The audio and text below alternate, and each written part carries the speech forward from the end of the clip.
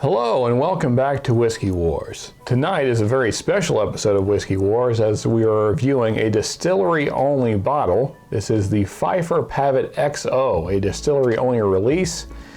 And you may also have some questions like, why am I wearing this fancy purple shirt? Why am I wearing orange cufflinks?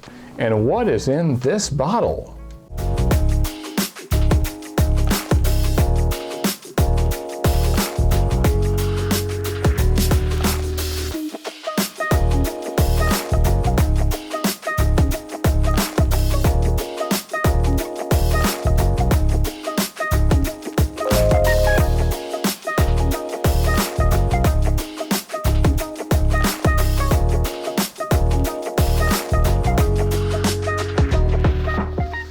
So as I mentioned, tonight is a special episode.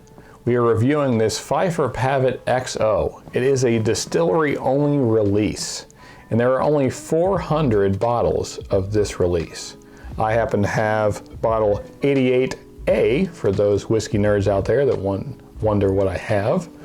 And this is 116.27 proof, or 58.13%. So yes, it is barrel proof.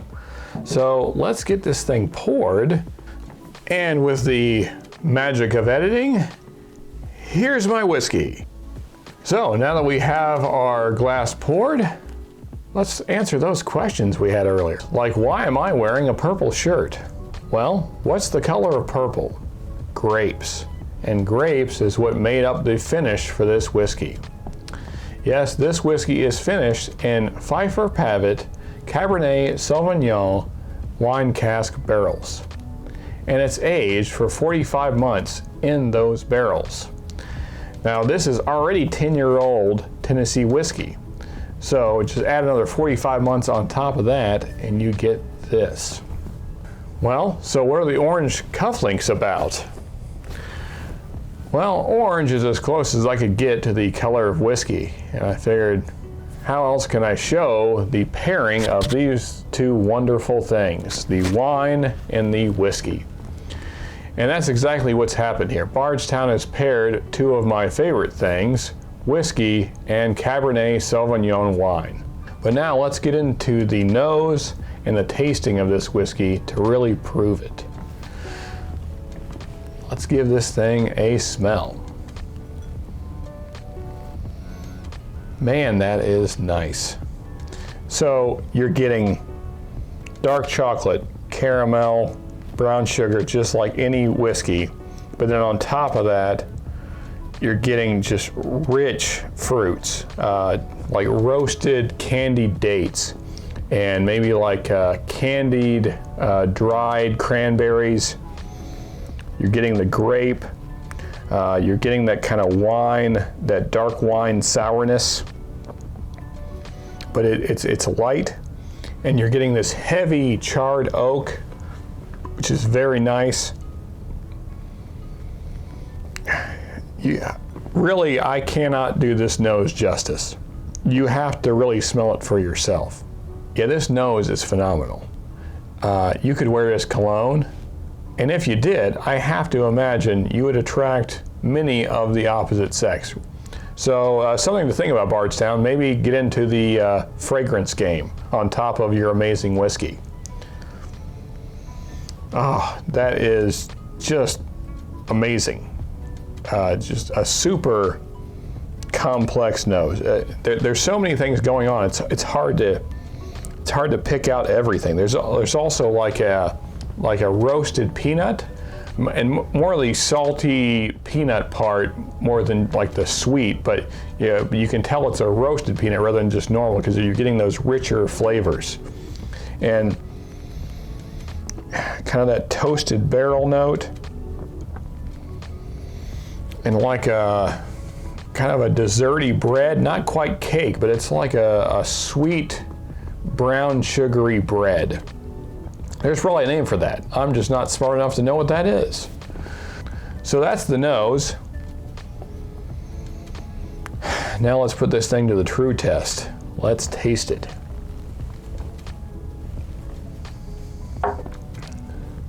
So again, Bardstown has just done a phenomenal job. Everything that you get on the nose is showing up in the palate. You're getting those rich, dark fruits, dates, maybe like candied raisins, candied like dried cranberries. You're getting the grape. You're also getting dark woods like really charred oak. You can tell that this has been in 2 barrels.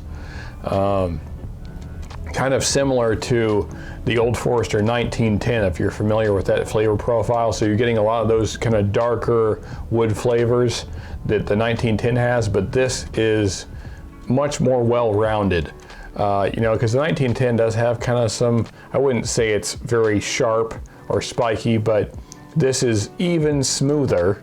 And I know that's kind of a dirty word in the whiskey community, but it really is smoother than even that, which is really saying something, because the Old Forester 1910 is 93 proof, and this is 116. So 19 proof higher, and you would not know it. I think if you put this next to like a 1910, you would guess they're within, I don't know, maybe 3 or 4 proof of each other. I'm amazed by how wonderful of a job Bardstown has done with this. I guess the wine casks really just kind of smooth things out and make them much more well-rounded. You're getting just real depth of flavors. It's very rich. This is certainly a dessert bourbon, well, whiskey actually, because it is Tennessee whiskey, even though, to be fair, Tennessee whiskey really is bourbon. It's just finished in the Tennessee way. You're getting almost like a dark chocolate kind of syrup, because you're getting kind of that thickness on the mouthfeel, and it's also creamy. You're getting like a heavy cream or a whipping cream in there on top of all the other flavors.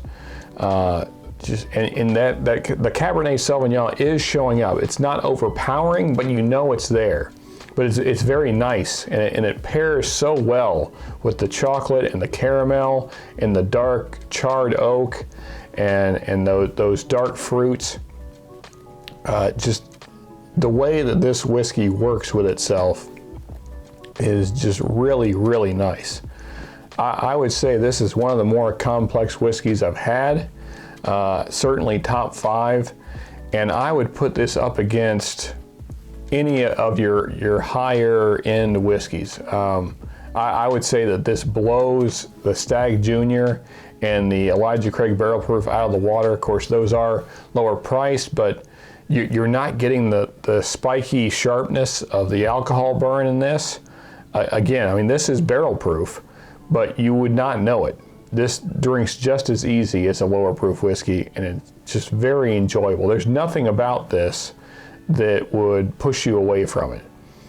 You know, I've had a couple different Elijah Craig barrel proofs now, and both times you knew for certainty that it was barrel proof. I mean, from the nose to the taste, you get that punch of alcohol. Bardstown has just done a great job with the finishing and really the whole process to make this just a very nice experience.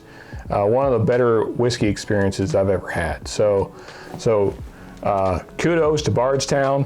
What you guys are doing is phenomenal, especially for a young company. I can't wait to see what else is coming. And for those of you that have not tried this yet, I know it's very hard to find because there are only 400 bottles, but if you see it or if it's still available at the distillery, I would absolutely pick one up. And if you see it on secondary anywhere near the $200 range, I would buy it. Absolutely. Especially if you like those two things. If you like whiskey and bourbon, and you also like wine, especially dark wine, like Cabernet Sauvignon or something like that, this just, it's an amazing pairing. And I cannot say enough about it. It is just great. I'm gonna finish this real quick.